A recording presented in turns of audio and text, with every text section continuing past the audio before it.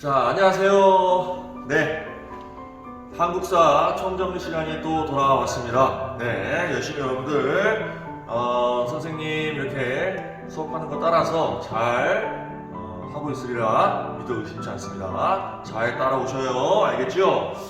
저번 시간에 했던 내용들 조금 상기시키면서 이어가도록 하겠습니다. 고려시대를 우리가 공부하고 있었어요. 고려시대, 고구려 계승의식을 가지고 있었던 고려였었죠. 이 고려가 발전하는 과정들을 큰 맥락을 살피기 위해서 사회 지배 세력이 어떻게 변화했었는지를 말씀드렸습니다. 그죠?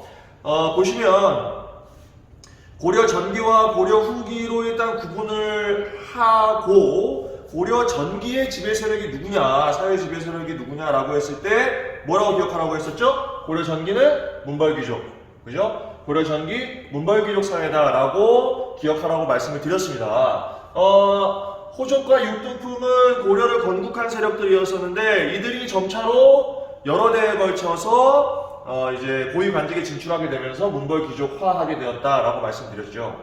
근데 이 문벌귀족 사회가 이제 동요하고 이제 모순점을 드러내기 시작하는데 그 사건 두 가지가 있다 그랬습니다. 사건 두 가지 뭐라 그랬었죠? 뭐였습니까? 이자겸의 난과 묘청의 서경천도운동. 이 두 사건을 통해서 문벌귀족 사회의 모순이 드러났고 그런 상황에서 차별 대우받고 있었던 어떤 사람들이 무신들이 정변을 일으켰다. 그래서 무신정변 이후에 전개되는 고려 후기의 상황들을 이제 구체적으로 살펴보도록 하겠습니다. 무신정변이 일어났고 무신집권기에 들어가게 되는 거죠. 알겠습니까? 이 상황들 구체적으로 살펴보도록 하겠습니다. 갑니다. 화이팅! 본격적으로 고려 후기에 대해서 공부해 보도록 하겠습니다. 자, 무신정변이 기점이라고 했었죠. 무신정변이 일어났어요. 아래로 갑니다. 구체적인 내용을 살펴봅니다. 무신정변의 배경입니다. 일단 뭐 말 그대로 무신정변이니까 무신들이 군사력을 바탕으로 해서 권력을 얻게 된 거죠. 그런 사건인데 보시면 무신들이 지속적으로 차별 대우를 받고 있었다. 무신들이 차별 대우를 받고 있었고 그 다음에 이제 하급 군인들은 군인전이라고 하는 이제 그 토지도 이게 일종의 이제 그 봉급이 되는 거죠, 그죠? 네, 급여가 되는 건데 그런 것도 지급받지 못하는 그런 하급 군인들이 있었다라고 하는 거죠. 이런 사람들의 불만이 많았겠죠. 뭐 대장군이라고 하는 지위에 오른 장군들조차도 무신 중에서는 아주 높은 지위에 오른 사람들조차도 나이 어린 문신들한테 막 무시를 당하고 그랬어요. 네. 대표적으로 정중부라는 사람이 있는데 이 정중부 대장군이었습니다.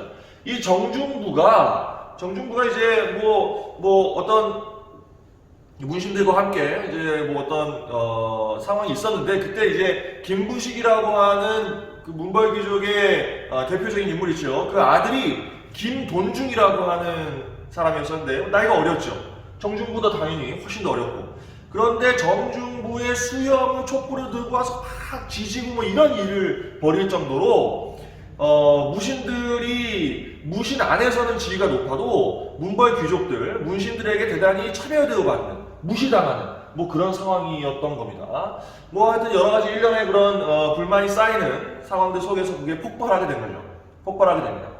왕과 문신들이 함께 어울려서 행차를 많이 해요. 소풍 가는 거죠. 뭐 보현원 이런 곳으로 이제 행차를 할 때에 뭐 이 장군들은 옆에서 보초 서고 뭐 이런 역할을 하게 됩니다. 결국은 이제 그 보현원에 행차하는 그런 상황을 틈타서 결국은 무신들이 정변을 일으켰고 대표적인 인물들이 이 의방, 정중부 등이 주도했던 것입니다. 이렇게 정변을 일으키고 문신들을 뭐 거의 다 죽였다고 보시면 돼요. 네, 아주 사실은 대단히 잔인한 사건입니다. 문신들을 거의 다 이제 사륙을 한 거죠. 사륙을 하고 권력을 완전히 장악을 합니다. 그리고는 어떻게 정치를 해나가냐? 일단은 이 중방이라고 하는 기구를 통해서 권력을 장악을 하게 됩니다. 그럼 중방이 뭐냐? 무신들의 회의체예요. 무신들의 회의체인데 이게 국정 최고 기구의 역할을 이제 하게 되는 거죠. 무신들이 모여서 회의하는 곳인데 이게 뭐가 됐다? 국정 최고 기구로서의 역할을 하게 되었다라고 하는 겁니다. 완전히 권력을 장악했다. 그 왕은 어떻게 되는 거예요? 왕은 거의 이제 허수아비로 전락했다고 보시면 되겠습니다. 왕이 존재하긴 하지만 완벽하게 이제 무신들이 권력을 장악하고 있던 상황이었다고 보시면 되겠어요. 그렇게 무신정변 이후에 무신정권이 전개가 됐는데요. 전개되는 과정 속에서 최씨들이 4대에 걸쳐서 최고의 지위까지 오르는 그런 상황들이 전개됩니다. 그래서 무신정권 안에서 이 최씨들이 정권을 잡은 시기를 최씨 무신정권이라고 표현하기도 해요. 그 시작이 누구냐? 바로 최충원이라는 사람이에요.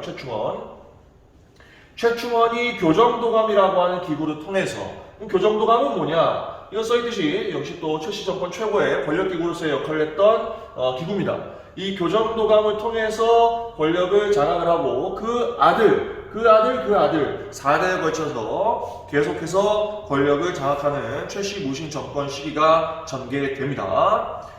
최후 같은 경우에는 정방이라고 하는 기구를 만들고요. 이 정방이 인사권을 장악함으로써 권력을 독차지하는 그런 상황이었다라고 이해하시면 되겠습니다. 알겠죠? 자, 이런 식으로 무신 정변 이후에 무신들의 권력 이 하늘을 찌르고 왕은 허수아비의 상태가 되고 이제 정권이 진행이 됐는데, 그러면 이때의 민중들의 삶은 어땠느냐? 어땠을 것 같아요? 우리가 고려 처음 시작할 때 제가 잠깐 말씀드렸는데, 이 그 무신들은 체계적으로 국가를 운영할 수 있는 능력은 좀 부족했다라고 이제 평가를 받아요. 그리고 이제 권력을 사유화하면서 굉장히 많은 부정부패 이런 것들이 일어나게 되죠. 결국은 정권은 계속해서 부패했고 계속된 민중에 대한 수탈로 민심을 잃게 되는 그런 상황이 만들어집니다. 이러면 어떻게 되겠어요? 부정부패가 일상적이고 민심은 이반했어, 떠나갔어. 결국 저항이 일어나죠. 이 무신 정권기에 굉장히 많은 하층민들의 저항이 있었어요. 하층민들이 저항하는 이유는 자신들이 현재 먹고 살기 힘들어서, 너무나 수탈이 심하기 때문에 먹고 살기 힘들어서 인 이유도 있지만, 이 무신 집권기에 최고의 지위에 오른 사람들 중에 노비 출신도 있었어요. 최하층민이면서 최고의 지위까지 오른 사람들이 있었기 때문에, 이게 신분의 한계를 뛰어넘어서 뭔가 우리도 이제 새로운 사회를 지향할 수 있겠구나 라고 생각하는 사람들이 있었던 거죠. 그래서 노비 출신의 사람들이 난을 일으키기도 하는 그런 상황이 전개됩니다. 그래서 아래 보시면 이 무신 정권기에 많은 하층민들의 저항이 있었는데 대표적으로 망이 망소위의 봉기, 이거는 공주 명학 소에서 일어난 봉기예요. 소는 특별행정구역이라고 우리 전 시간에 얘기했었죠. 향두곡 소 중에 그 소입니다. 이 소에서 봉기가 일어나기도 했고, 그 다음에 일반 군현에서 김삼이 효심의 봉기가 일어나기도 하고, 그 다음에 만적의 봉기가 일어나는데, 이 만적의 봉기는 뭡니까? 써있듯이 최충원의 산후비인 만적이라고 하는 사람이 일으킨 난이야. 최충원 아까 최씨 정권 시작했던 인물이죠. 그 산후비였다고요. 이건 뭐야? 신분 해방의 의지를 가지고 있는 거지. 아까 말씀드렸잖아요. 신분을 뛰어넘는 최고의 지위까지 오른 사람들이 있었기 때문에 그것의 어떤 가능성을 믿고 뭐 이런 저항을 했던 거죠. 만적이라는 인물도 있었다라는 겁니다. 자, 이런 식으로 무신정권기가 전개가 됐어요. 이 무신정권은 역시 정리하면 이제 문벌귀족 사회를 무너뜨리는 그런 역할을 하면서 고려 사회를 변화시키는 역할을 했지만, 결국은 부정부패를 일삼고 이제 적극적으로 민중들을 이끌어 나갈 수 있는 그런 역할을 하지 못하는 시기였다라고 이해를 하시면 되겠습니다. 알겠죠? 이 최씨 정권 시기에 누가 침략을 해오냐? 몽골이 침략을 해옵니다. 몽골 제국이 있을 때고, 이 몽골이 이제 한반도 지역까지 영향을 미치기 시작하는데, 이 몽골이 침략해 왔을 때에 어떻게 이것을 막아내려고 노력을 했는지 살펴볼 건데, 그 부분은 이제 아래에서 고려의 대외관계, 그죠? 그 아래 바로 고려의 대외관계죠. 고려의 대외관계 전체적인 부분을 좀 살펴보면서 마지막에 몽골의 침입의 상황을 말씀드리도록 하겠습니다. 이 고려의 대외관계 부분은 대단히 중요합니다. 별표 쳐보세요. 별표. 중요해. 별표. 고려의 대외관계가 시험에 대단히 잘 나와요. 잘 나옵니다. 근데 그렇게 어렵지가 않아요. 네. 어떻게 잘 막아냈는지, 어떤 사람들이 활약했는지 그 정도만 이해하시면 충분합니다. 당시의 고려의 대외관계의 상황을 보시면 일단 중국의 상황이 어땠냐면 중국은 당나라가 망하고 송나라가 들어서게 돼요. 5대 19기라고 하는 상황을 정리하고 송나라가 들어서는데 이 송나라하고 고려의 관계는 어때? 매우 돈독했어요. 돈독했습니다. 이제 우호적인 관계를 송나라하고 유지를 하고 있었는데 문제는 고려가 직접 국경을 맞대고 있는 곳들은 어디냐면 송나라가 아니고 송나라는 바다 건너야 만날 수 있는 거고 송나라가 아니고 어디하고 국경을 맞대고 있냐면 서북쪽의 거란, 동북쪽의 여진족 요 두 민족과 국경을 접하고 있었던 거예요. 그래서 중요한 것은 이 거란과 여진과의 관계가 어땠느냐, 고려와 거란의 관계, 고려와 여진의 관계가 어땠느냐, 요거를 좀 중심으로 여러분들이 이해를 하셔야 됩니다. 그렇게 살펴볼 건데 이제 차례 갑니다. 근데 맥락을 짚어드릴게요. 자, 고려는 어디를 계승하는 의식을 가지고 있다? 고구려를 계승하는 의식을 가지고 있다고 했잖아요. 그죠? 고구려 계승 의식을 가지고 있어요. 고구려 계승 의식을 가지고 있으면 이 북쪽 지역은 뭐야? 다시 회복해야 되는 땅인 거야. 원래 고구려의 영토였잖아요. 다시 회복해야 되는 땅이야. 그래서 이 거란 여진과의 관계는 그렇게 우호적일 수는 없었어요. 네, 우호적일 수는 없었습니다. 먼저 거란의 상황을 살펴보도록 하겠습니다. 거란 배경 보시면 고려는 계속해서 북진 정책을 금방 말씀드렸듯이 북진 정책을 쓰고 있었고 송나라하고는 친하게 지내는 친송 정책을 쓰고 있었어요. 거란의 입장에서는 송나라하고 친하게 지내는 고려가 마음에 안 들어. 마음에 들지 않아요. 그래서 거란하고는 약간은 이제 대립적인 관계가 있었던 거예요. 이때에 거란이 침략을 해오는데 1차 침입 때 요거 잘 기억하셔요. 이거 엄청 잘 나오죠.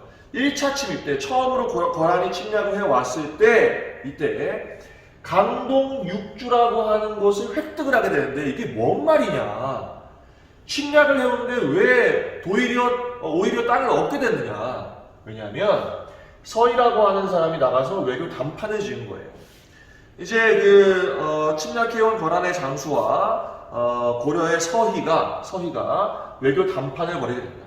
이 외교 담판에서 핵심적인 내용은 뭐였냐면 고려는 이제 송나라하고 관계를 끊고 너희 거란하고 친하게 지내겠다. 그 다음에 너희가 지내고 있는 땅 중에 사실 원래 우리 땅이 있었다. 라는 식으로 이제 이야기를 하면서 외교 담판을 지은 겁니다. 그래서 그것을 믿고 거란이 어떻게 했냐면 오히려 땅을 주고 간 거야. 말을 얼마나 잘했으면, 이 담판을 얼마나 잘했으면은 침략을 해와서 싸우기는커녕 땅을 주고 가냐고요. 그래서 얻은 땅이 강동 육주라고 하는 땅입니다. 고려의 서북쪽 지역에 위치하고 있습니다. 이거 좀 이따가 프레젠테이션 할 때 제가 보여드릴게요. 강동 육주의 위치를 여러분들 지도에서 확인할 필요가 있습니다. 그 지도에서 확인해 드릴게요.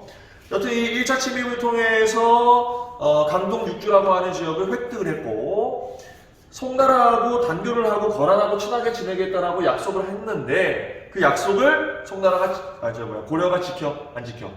안 지켜요. 안 지키니까 어떻게 돼? 다시 침략해 오죠. 다시 침략을 해오니까 뭐 이때는 막지 못하고 거의 개경이 함락되는 지경까지 이르는 거야. 그러니까 또 어떻게 하겠어? 알겠어. 너희랑 친하게 지낼게. 그리고 또 다시 돌려보낸 거야. 그리고 또 약속 안 지켜.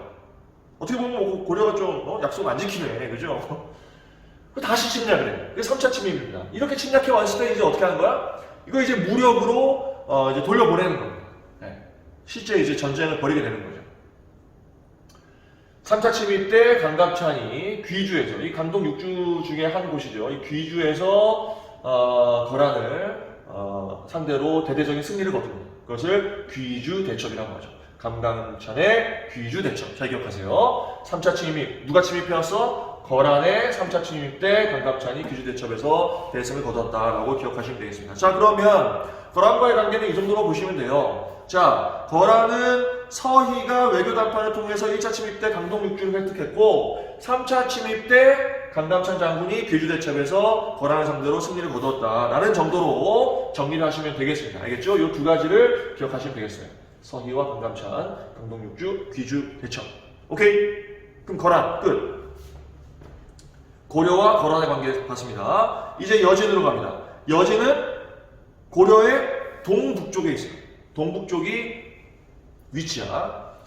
윤관이라고 하는 사람을 보내서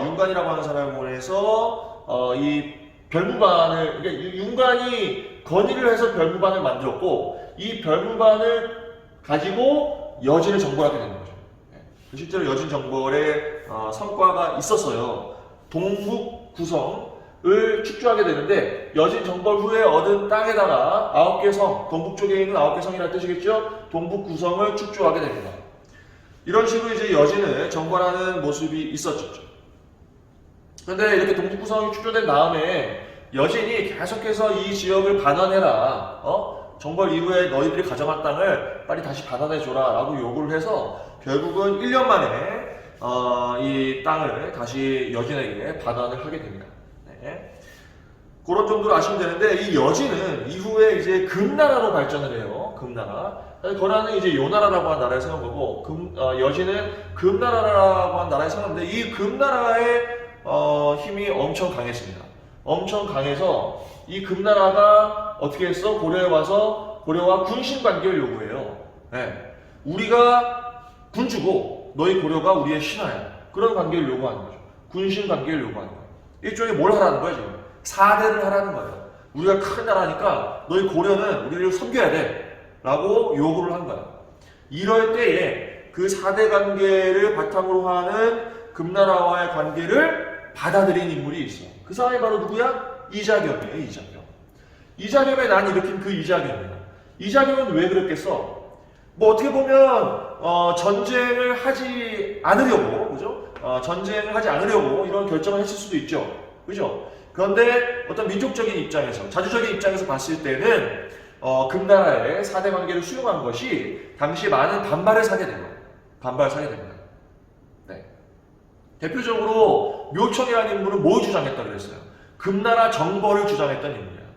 이런 사대 관계를 수용하고 군신 관계를 수용하는 것을 반대하는 그런 움직임도 상당히 있었다라는 것을 기억을 하시면 좋겠습니다. 알겠죠? 대표적인 사람들이 서경파예요. 서경파들.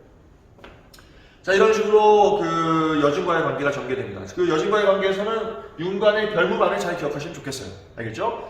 별무반을 통해서 이제 금나라의 기병에 대항하기 위해서 만들어진 부대예요. 별무반을 통해서 여진을 정벌하고 동북구성을 축조했다라는 것을 기억하시면 좋겠습니다. 자, 거란, 여진 됐고 이제 마지막 어디야? 몽골입니다. 몽골. 거란과 여진은 어쨌든 막아낸 거야. 막아냈는데 몽골은 못 막아냈어요.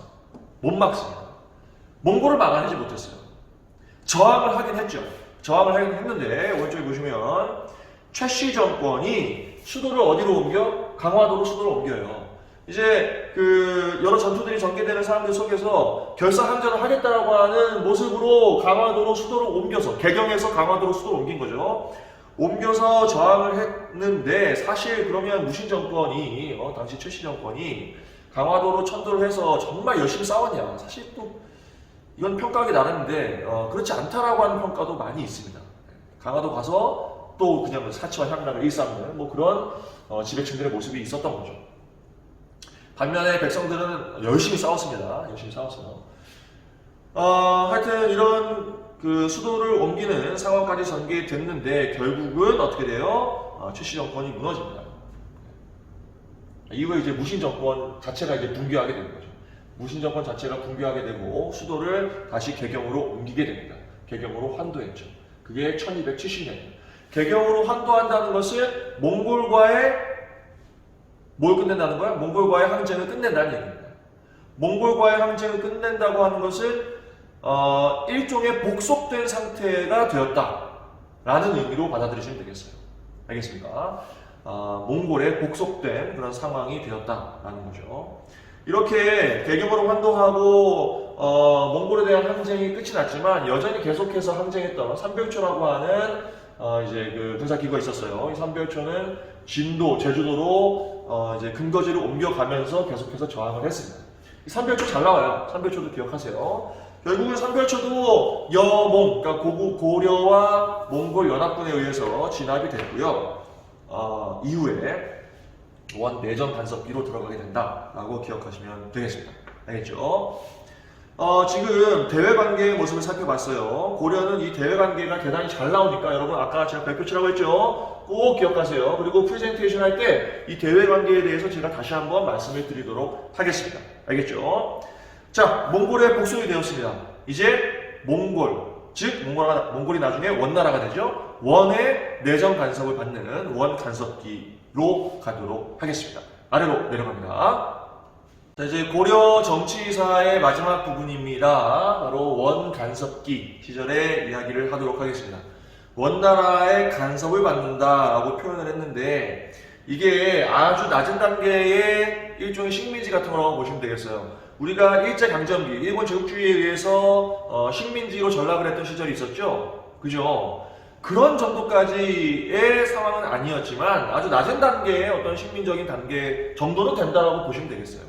원 간섭기 시절에 어떤 상황들이 전개되는지 구체적으로 살펴보도록 하겠습니다. 이제 고려 말이야. 네, 고려가 이제 망하기 직전의 상황까지 가고 있다라고 보시면 되겠어요. 고려 말의 상황입니다. 아래로 갑니다. 영토가 축소됐어요. 실제로 원나라가 직접 지배하는 지역들이 있었던 거야. 대표적으로 철령 이북 지역에 쌍성 총관부라고 하는 지역이 있었습니다.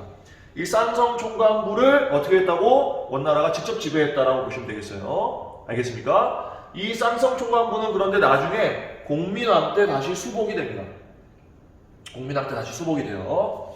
그때 다시 되찾았다는 얘기예요. 그 다음에 쌍성 총관부가 있었고 그 다음에 제주도에 탐라 총관부라고 있었어요. 탐라 총관부. 이것도 역시 마찬가지로 원나라의 직접 지배가 이루어지고 있는 곳이다 라고 보시면 되겠습니다. 이 지역은 충렬왕 때 반환이 됐어요. 충렬왕 때 반환이 됐습니다. 어쨌든 간에 뭐 좁은 지역이라고 한다 해도 원나라가 고려의 영토를 빼앗아서 일부 지역을 직접 지배하고 있는 아주 그 지역은 뭐 간섭을 떠나서 아예 직접 지배하고 있는 상황이니까 매우 깊숙한 그런 간섭을 받고 있었던 거죠. 내정 간섭을 받고 있었던 겁니다. 뿐만 아니고 아래 보시면은 정동행성이라고 하는 것을 설치합니다. 정동행성. 정동행성을 해석을 해보면 정벌한다. 동쪽을 정벌하는 기구예요. 동쪽을 정벌하는 기구인데 이거 어디를 정벌하겠다는 얘기냐면 일본을 정벌하겠다는 얘기입니다. 일본. 그러니까 일본을 정벌을 하려고 하는데 누구의 도움이 필요한 거야? 고려 군대의 도움이 필요한 거야. 특히 이게 바다를 건너야 되잖아요. 해군력이 필요하잖아요. 그죠? 그래서 일본을 정벌하려고 하는 목적을 바탕으로 해서 정동행성이라고 하는 기구를 설치했는데 이 정동행성이라고 하는 기구가 사실 그 원나라가 일본 정벌에는 실패를 해요. 실패를 합니다. 실패하는데 그 이후에도 계속해서 고려의 내정 간섭 기구로서의 역할을 하게 하는 거야. 이 정동행성이. 알겠죠? 원나라가 일본 정벌의 상황이 끝나고 나서도 계속해서 이 정동행성을 통해서 내정 간섭을 해나갔다라는 이야기입니다. 그 다음에 다루가치라고 하는 관리를 파견했고 뭐 이거 참고로 보시면 되겠고 왕실의 칭호를 격화시켰어요. 왕실의 칭호를 격화시켰다. 이게 왕의 지위에서 제후의 지위로 격화를 시키는 거예요. 예를 들면 이런 거예요. 고려의 태조가 있잖아요. 그죠? 우리 배웠던 왕 중에 또 고려 광종이 있고 고려 성종이 있고 이런 조종자를 쓰는 것은 조나 종을 쓰는 것은 왕의 지위, 그러니까 묘호 또는 시호라고 하는데 그런 것들을 붙일 때 조나 종을 쓰는 것은 왕의 지위 또는 더 나아가면 황제의 지위에 오른 그런 역할을 하는 사람들에게 조나 종자를 붙이는 거야. 그런데 이 원 간섭기에 들어서면서 어떻게 되는 거야? 그걸 격화시키는 거야. 제후의 지위로 격화를 시켜. 그러니까 조나 종자를 못 붙여. 그럼 뭘 붙여? 그냥 왕이 되는 거야. 왕. 왕. 그래서 충 무슨 왕, 충별, 충선, 충목, 충자가 들어가죠. 게다가 어디에다 충성한다? 몽골에다가 충성한다라고 하는 의미까지 부여해서 묘를 정하게 하는 겁니다. 알겠습니까? 그래서 충자 붙은 왕들이 나오면 이게 지금 몽골에 충성하는 시기, 그러니까 이게 원간섭기 시절의 왕들이구나 라고 여러분들이 이해하시면 돼요. 알겠죠? 그 다음에 이 고려의 왕들이 예전에는 스스로를 부를 때 뭐라고 했냐면 짐은 이러이러하다 뭐 이런 식으로 얘기를 했었는데, 이제 이 왕실의 지위가 격화되면서 어떻게 되는 거야? 과인은 하고 이제 자기는 낮춰 부르죠. 과인은. 그 다음에 이후에 그 왕의 지위에 오를 사람들을 태자, 그죠? 황태자 뭐 이런 식으로 불렀었는데, 이제 이때부터는 왕세자. 왕을 부를 때 신하들이 폐하라고 부르던 것이 이제 어떻게 돼? 전하. 뭐 이런 식으로 이제 지위가 격화되는 거예요. 왜? 몽골의 간섭을 받는 거죠. 자주적으로 칭호를 쓰지 못하는 그런 상황이 된 겁니다. 왕실의 칭호가 격화되고 지위가 격화되는 상황을 맞이하게 되었다라는 것을 기억을 하시면 되겠습니다. 자, 이런 모습들이 원간섭기에 원나라의 간섭을 실제로 받는 그런 모습들이에요. 근데 이제 이 원간섭기에서 벗어나고자 하는 역할을 하는 왕들이 등장합니다. 그 왕들이 대단히 중요한 거야. 알겠죠? 고려에서 꼭 기억해야 되는 왕을 딱 두 명을 꼽으라고 하면 전 누구를 꼽냐면 광종하고, 그죠? 광종. 매우 중요하다고 얘기했었죠? 노비안검법하고 과거제했던 왕. 광종하고, 그 다음 누구? 공민왕입니다. 공민왕. 고려 전기 때의 핵심적인 인물이 광종이라고 한다면, 고려 후기 때는 바로 누구? 공민왕이에요. 사실 공민왕만 아시면 돼요. 고려 후기는. 공민왕. 이 원간섭기에서 벗어나려고 하는, 그죠? 그런 상황이 전개됩니다. 배경 보시면 건문세족들이 권력을 독점하고 있고 이들이 부패하고 있는 상황이야. 자, 건문세족은 어떤 사람들이라고 그랬어? 위에서 말씀드렸었죠? 어떤 사람들이야? 원나라를 백그라운드로 가진 사람들이야. 원나라를 등에 업고, 부원세력이라고 하죠. 원나라를 등에 업고 권력을 차지하는 사람들이야. 친원파들. 건문세족의 상당한 사람들은 친원파라고 볼 수 있습니다.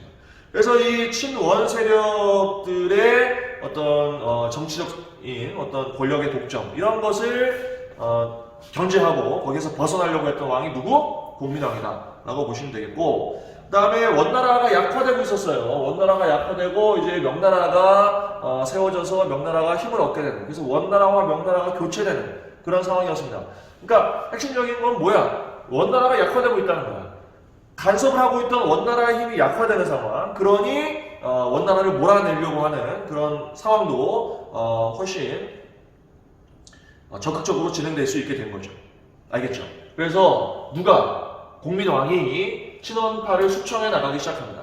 친원파의 대표적인 인물, 당시에 뭐 기철 이런 사람도 있어요. 그런 친원파 건문세족들을 몰아내는 역할들을 하게 되고, 그 다음에 정동행성 이문소를 폐지한다. 아까 정동행성 있었죠? 위에 있었죠? 이 정동행성 이문소라고 하는 기구가 계속해서 내정간섭 기구로 남아있었는데 이것을 폐지합니다. 폐지하고 관제를 복구한다. 관제를 복구해 격화되어 있었던 관제들을 복구합니다. 그리고 몽골풍을 금지한다. 이게 원나라 간섭기 때에 이 원에 잘 보이려고 원나라 풍습을 따라하는 사람들이 있었어요.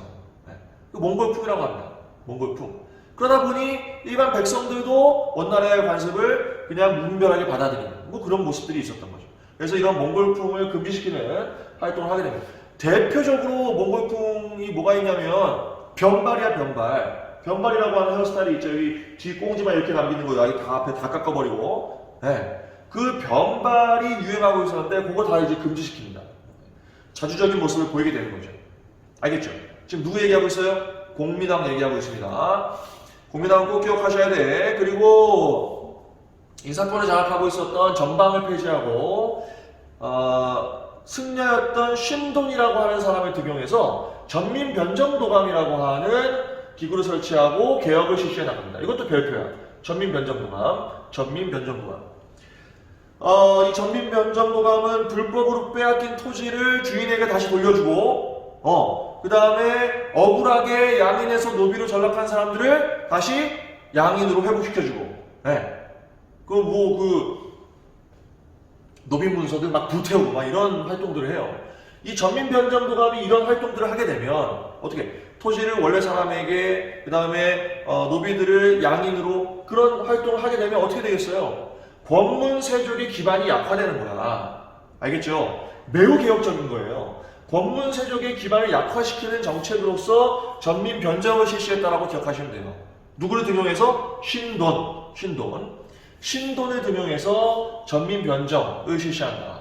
뭘 통해서? 전민변정도감이라고 하는 기구를 통해서. 이해되죠? 자, 이런 활동을 펼쳤던 인물이 공민왕입니다. 그런데 이 공민왕의 이러한 개혁들은 원나라를 몰아내고자, 권문세족을 몰아내고자 했던 이러한 개혁들은 결국 여전히 그득권을 가지고 있었던 권문세족들의 반발에 의해서 성공하지 못합니다. 실패하게 됩니다. 실패. 뭐 그렇다고 해서 실망할 것은 아니에요. 왜냐하면 이런 시절을 거치면서 새로운 세력이 등장했다. 새로운 사회를 지향하는 새로운 세력이 등장했다. 그들이 바로 누굽니까? 바로 신진사대부들입니다. 신진사대부. 새롭게 등장한 사대부. 신진사대부들은 뭐냐? 써있듯이 과거를 통해서 관직에 주로 진출하는 사람들이었고, 그러니까 실력이 있다는 거죠. 뭐 음서 이런 게 아니고 이제 실력을 통해서 실력을 통해서 관직에 진출하는 이런 사람들이었었고, 성리학을 적극적으로 수용했던 인물들입니다. 성리학은 이제 기존의 유학의 흐름에서 벗어나서 뭔가 이제 인간의 이 본성과 우주의 원리 이런 것들을 막 탐구하고, 이게 결국 이제 개혁적인 성향을 띠게 돼요. 당시의 상황에서는 개혁적인 성향을 띠게 됩니다. 그래서 이 성리학을 수용했던 인물들이고, 공민왕 때 매우 활발히 성장했던 인물들입니다. 이들은 권문세족을 견제하는 역할을 하게 되는 거죠. 신진사대부의 상당한 사람들은, 물론 뭐 권문세족 출신의 신진사대부들도 있어요. 그런데 상당수의 신진사대부들은 권문세족들을 견제하는 그런 역할을 하게 됩니다. 대표적인 신진사대부 누가 있어요? 여러분 다 알고 있는 정몽주 잘 알죠? 고려의 충신, 정몽주, 정도전, 이런 사람들이 대표적인 신진사대부들입니다. 알겠죠? 이들이 이제 조선을 건국하게 되는데, 이 조선 건국의 이야기는 조선사 시작할 때 제가 다시 한번 말씀을 드릴 건데, 이 신진사대부가 누구랑 연합을 하게 되냐면, 됩니까? 신흥 무인 세력들하고 연합을 하게 돼요. 그 신흥 무인 세력들은 누구냐? 당시 이제 이 고려 말의 상황에서 홍건적, 그 다음 뭐 외구, 이러한 외세들이 침략을 해와. 그런 침략을 막아내는데 결정적인 역할을 했던 누구? 최영 장군, 이성계 장군, 이런 사람들이 신흥 무인 세력들이었어요. 그 신흥 무인 세력들과 신진사대부가 서로 연합하면서, 연계되면서 결국 조선을 건국하고 고려를 끝내게 되는, 고려의 왕조를 끝내게 되는 그런 상황들이 전개됩니다. 구체적인 내용은 조선사 시작할 때 다시 한번 말씀드리도록 하겠습니다. 자, 이렇게 하면 봐봐. 지금 고려의 전기와 후기를 구분하여서 고려사 전체를 설명을 드렸습니다. 뭐 어렵지 않죠? 내용이 많아 보이지만 차근차근 그 흐름을 따라서, 특히 뭘 통해서? 사회 지배 세력의 변화를 통해서 흐름을 이어가다 보면 어렵지 않게 이해할 수 있어요. 알겠죠? 자, 고려의 정치사에 대해서 모두 다 살펴봤습니다. 고생하셨고, 마지막으로 이 고려의 대외관계에 대해서 다시 한번 제가 프레젠테이션으로 간단하게 지도도 보여드리면서 하고 나서 이번 수업을 마치도록 하겠습니다. 프레젠테이션으로 가도록 하겠습니다. 넘어가요. 프레젠테이션으로 왔습니다. 우리는 지금 고려시대에 대해서 공부를 했고, 고려의 정치사를 고려 전기와 고려 후기로 구분해서 2시간에 걸쳐 살펴봤습니다. 그죠? 고려 정치사의 내용들 중에 여러분 꼭 기억해야 되는 것은, 고려의 대외관계를 좀 잘 이해하시면 고려 전체를 이해하는 데 매우 큰 도움이 됩니다. 그것에 대해서 다시 한번 제가 프레젠테이션을 할 건데 그 전에 자 유물 하나 보고 가죠. 이게 뭐냐? 뭐 같아요? 이게 뭐 하는 거게? 일단 색깔이 푸르스름하네요. 그죠? 이게 바로 청자입니다. 청자. 제가 왜 청자를 보여주냐? 고려의 문화에서 대단히 중요한 것 중에 하나가 바로 이 청자를 생산해냈다는 거죠. 그죠? 고려 청자는 굉장히 아름다워요. 이 대표적인 고려 청자의 모습입니다. 근데 우리가 알고 있는 그런 뭐 그릇이나 뭐 또는 뭐 병이나 뭐 이런 게 아니네요. 그죠? 이건 뭐냐면 이게 국보 270호인데 이게 바로 뭐냐면 이게 뭐처럼 생겼어요? 얘네 원숭이들이야. 원숭이들인데 엄마하고 아들인 것 같아. 뭐냐면 청자, 모자, 원숭이 모양 연적입니다. 연적. 연적은 그 먹 갈고 그럴 때 이제 붓글씨 쓰잖아요. 그죠? 먹 갈 때 물 넣어놓고 이제 물 붓고 뭐 그런 용도로 사용하는 게 연적이야. 그죠?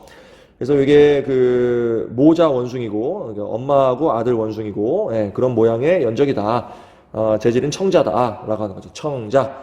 하여튼 고려 청자. 잘 기억하시면 좋아요. 조선은 백자죠. 조선은 백자, 고려는 청자.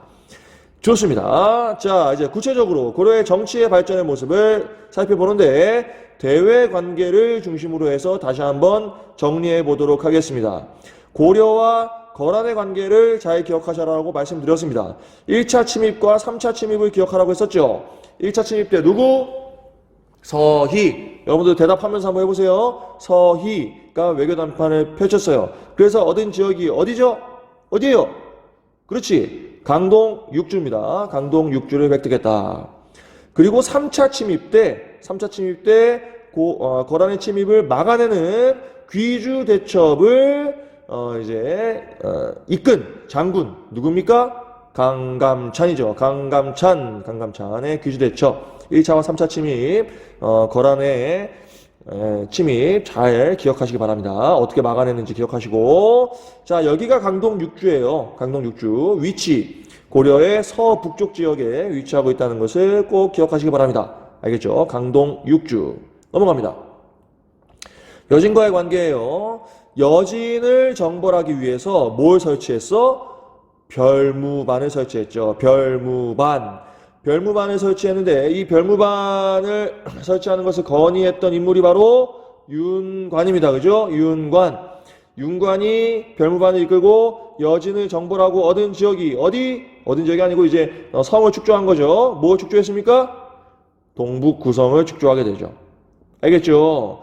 자, 요게 이제 별무반의 구성이에요. 신보군, 신기군, 항마군 이렇게 나눠져 있습니다. 신기군은 기병이고 신보군은 뭐 보이듯이 보병이고 항마군은 이게 승려들이에요. 승려들도 별무반의 한 주축이었다라고 기억하시면 되겠습니다. 항마군.